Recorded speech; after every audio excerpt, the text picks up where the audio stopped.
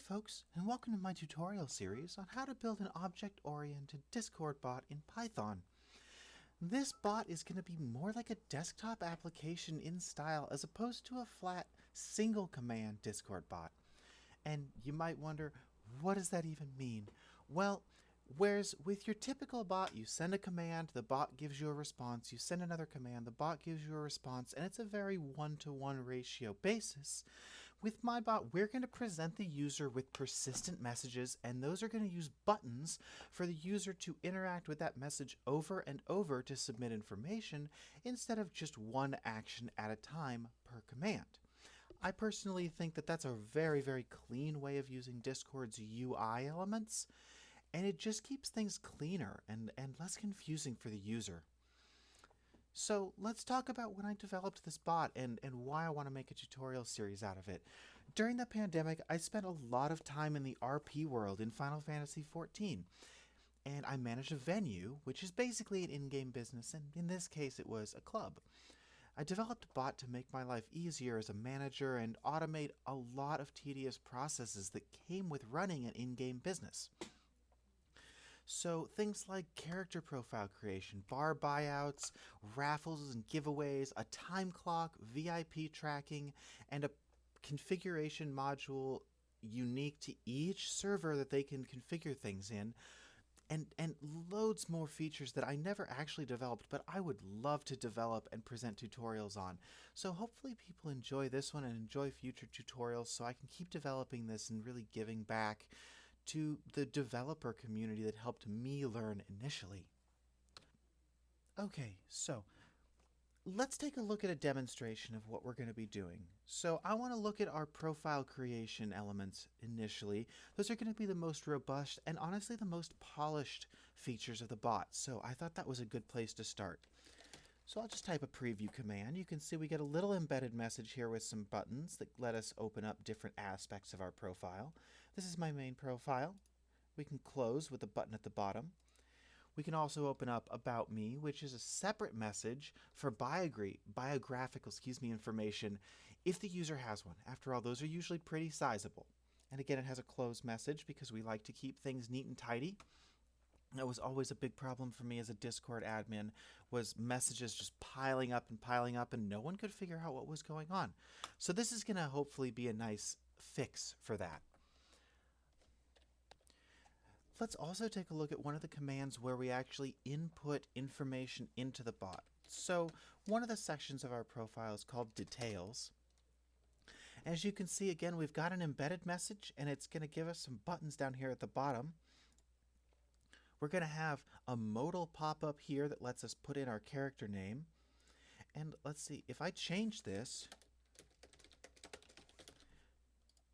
you can see it's going to update it on the embed itself.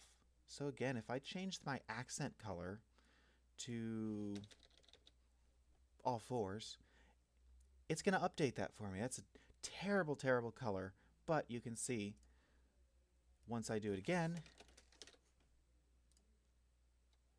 it changes the color back. We are also going to be able to use select menus just like this. So I can select bartender and that's going to update well, it was already bartender, excuse me, but it'll update as well. And again, we close the message and it's going to automatically preview that when we're done. So I think that was plenty of exposition to start. I'm terrible at summaries and I think it's best to just learn as we go and I'll explain on the way. So let's hop over to our IDE and get a project set up. Okay, and here we are in our bot directory. First thing I'd like to do is I'd like to quickly install the packages that we're going to be using to start. We're going to go into, the packages. There we go. So let's install PyChord, py-chord. Right here you can see I already have it installed. I have version 2.4.1. Go ahead and use whatever's current for you. And then we're also going to get python-.env,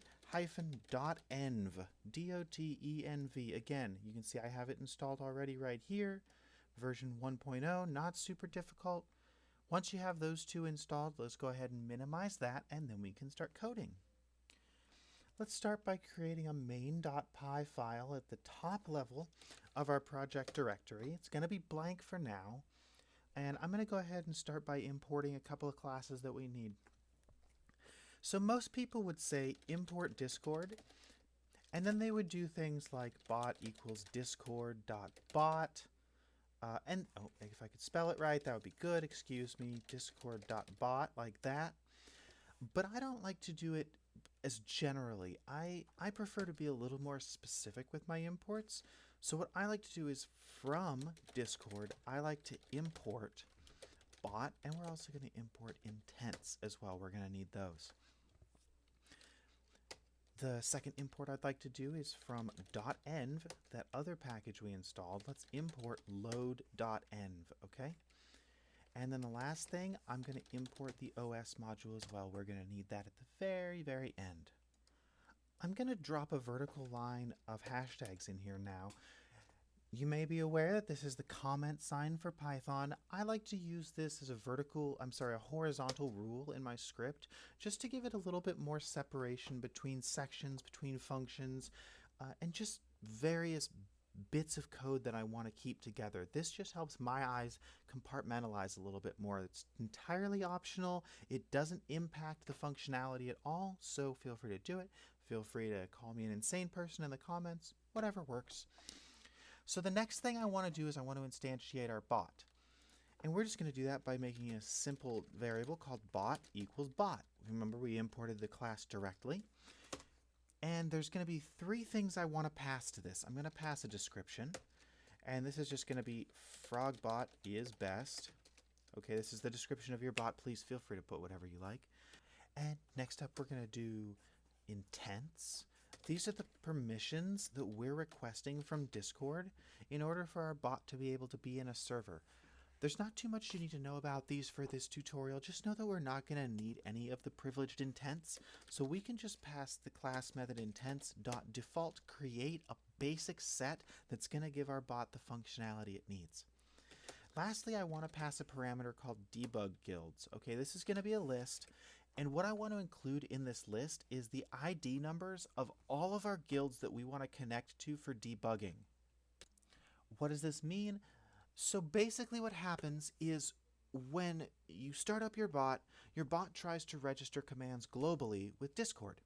Now we want to avoid that initially because global commands can take up to an hour to register or update. And when we come to testing, that's going to be pretty inefficient. This way, /commands are only going to get registered and updated in the servers we define right here in debug guilds until we get rid of this command, this parameter. So I'm going to put my private server ID in here. Go ahead and put your private testing server in here as well. And then we can move on down. I'm going to put another horizontal rule for space.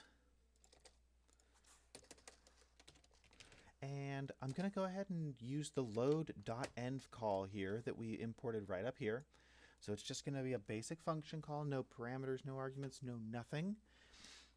And next, I'm going to make a new file in my directory, and this is just going to be .env. It's not actually named, it's only the suffix, but you should get a little configuration file icon for it. In here, I want to post our Discord token. You should have gotten one of these from the Discord developers portal already when you created your bot account. So I'm just going to paste this in here. We're going to call it Discord token in all caps, or token, or whatever variable name you'd like. And then we're going to put the token in double quotes right here. That's all we need this for now. We're going to use it later for our database credentials as well. But right now, all we need is the token. Calling load.env is going to load that environment file into memory so that we can then access it from our bot call. So finally, I want to say bot.run, and in here I want to pass os.getEnv, and I want to pass the name of the environment variable created. So for me it was discord_token, and there we go. Now, if we run this now, we're not going to have any confirmation from the bot that we're online. Everything should work, everything should be kosher, but it's just going to sit there in the command window. So the last thing I want to do is I want to add one more section right under the bot above the load.env, and here we're going to say @bot.event. And then in the parentheses, I want to put on ready. What we're doing here is we're listening into an event that our bot will fire automatically when it becomes ready to operate, ready to accept commands. So I'm going to say async def ready listener. You can call it whatever you like. It doesn't take any arguments and it has no return. And all we want to do is just print frogbot online, just so we know everything is good to go. And just really quickly, we actually don't need these we're going to get rid of these parentheses here, and I'm going to rename this to onReady, because when you call a bot.event, you can't necessarily pass the name of the function you're listening to into the decorator. We need to pass it in like this as the name of the function itself. So at bot.event, no parentheses, and we're going to name the function onReady. Excuse me for that. So if we head over here to our play sign, we should be greeted with a message saying we're online. And there you have it. So our bot's online. It doesn't have any commands registered yet, but I think in the next video it'll be time to make some commands. So thanks for sticking with me, and I'll see you next round.